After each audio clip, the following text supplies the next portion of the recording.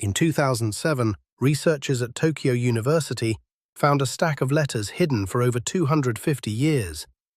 They were written by a Korean prince, secretly begging his father-in-law to send him medicine for his madness. No one ever helped. He went on to murder over 100 people. The letters were desperate. "I feel dizzy and wild, as though I am losing my mind. Please send medicine in secret. There is no one in the palace I can trust." This was Crown Prince Sado, heir to the Korean throne, writing to the only person he thought might save him. He was barely 20 years old, but no medicine came. No help came. Instead, what came was a darkness so deep that he began killing. Palace servants, women, anyone within reach. By the time his own mother walked into the king's chamber and said, "Kill my son before he kills you," over 100 people were already dead. And his father's solution? A wooden rice chest, sealed shut. 8 days. So who was the father behind all of this? King Yeongjo, 52 years on the throne, lived to 83. A success by every measure, except for 2 wounds he carried his entire life. First, his mother was the lowest-born consort in court history. In a world where bloodline was everything, Yeongjo could never shake the whisper that he didn't belong. Second, his half-brother died shortly after Yeongjo sent him crab in soy sauce. Poison rumors followed him for life. 2 open wounds, no cure. And in 1735, when Yeongjo was already 42, a son was born. His first heir had died at 9, 7 years with no successor. Yeongjo moved fast, named him Crown Prince at 2, the youngest in Korean history. The love didn't last. By 9, the boy complained of dizziness. Yeongjo called it faking, refused treatment. At 10, Yeongjo asked, "Do you enjoy studying?" The prince answered honestly, "Not always." Wrong answer. That drew a line between them that never went away. Then came the real trap. In 1749, Yeongjo handed his 15-year-old son the regency, the longest in Korean history. A cage with no exit. If the prince made a decision, Yeongjo tore him apart. If he asked for guidance, what was the point of giving you the regency? Droughts, thunderstorms, bad harvests, all the prince's fault. Yeongjo threatened to abdicate 8 times, never meant it once. But every time, the prince had to drop to his knees and beg. Same script, same humiliation.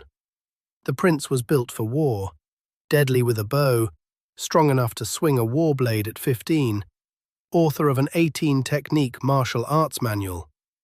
Yeongjo wanted a scholar. He mocked his son's weight, his walk, his interests, openly in front of the court. What do you do when the person destroying you is the only person who can save you? You break. Quietly at first, then not so quietly. And then someone found a stack of letters hidden in Tokyo. Letters that change everything. Now here's where the story shifts, because everything I just told you, the double binds, the humiliation, the impossible standards, that's what the official records say. In 2007, a Seoul National University research team found them, hidden in the Tokyo University archives. Private letters in the prince's own hand, written between 1749 and 1756 to his father-in-law, Hong Bong-han. The only first-person account of what was happening inside his mind. Here's what the first letter said. "Please send medicine for my madness, in secret. There is no one in the palace I can trust." Not comfort, not venting, medicine, in secret. Because admitting he was sick could destroy him. The medicine came. It didn't help. The second letter, "Days have passed. I take the medicine, but I still feel wild and mad, as though I cannot control myself." Nothing changed. And then, at 18, something broke further. He was reading a Taoist scripture called the Okchugyeong when he hallucinated a thunder god in front of him. After that night, he became terrified of thunder for the rest of his life. Then came the clothing sickness, Uidai Jung. He needed 30 outfits laid out to put on one. If the fit was wrong, he erupted, and when he erupted, people died. What comes next is the part the letters couldn't contain. No more letters after that. The man who wrote, "I feel like I'm going mad," had stopped asking for help. And what replaced the letters was violence. He said it himself, directly to his father. His exact words, "When I feel this rage, I cannot bear it. I must kill someone, or an animal, to feel better. It is because my father does not love me. I am sad, I am afraid, and it turns to rage." He could name it, he just couldn't stop it. In 1757, at 23, he beheaded Kim Han-chae and carried the head through the palace. That same day, 5 more killed. Total count, roughly 100 people. 1761. He killed his own concubine, Rady Gyeongbin back. She was there while he was getting dressed. The ragey hit, she didn't survive. Modern psychiatrists say the pattern fits bipolar disorder. Depressive crashes into manic highs, cycling over and over. No treatment, no way out. But here's the part nobody saw coming. That same year, he snuck out of the Fairless. No permission, no escort, all the way to Pyongyang. A trip that became evidence when Na Gyeongun later filed formal charges. And somewhere in the middle of all this, the killing, the breakdowns, the secret escape, he tried to end it himself. Threw himself into a well. Soldiers pulled him out before he drowned. A man trapped in a Fairless he couldn't live, watched by a father who refused to help, and the only he could find was a well. And then his own mother made a decision no mother should ever have to make. Summer of 1762, Na Gyeongun filed a formal accusation. Over 10 charges. The trips, the killings, the breakdowns. He was executed immediately, but the accusation lit a fuse. Days later, someone else worked in. His mother, royal consort Yongbin, knelt before King Yeongjo and said, "To protect your majesty and save your grandson, you must take severe action against the Crown Prince." The night before, the prince had strapped on a sword and announced he was heading to the king's residence.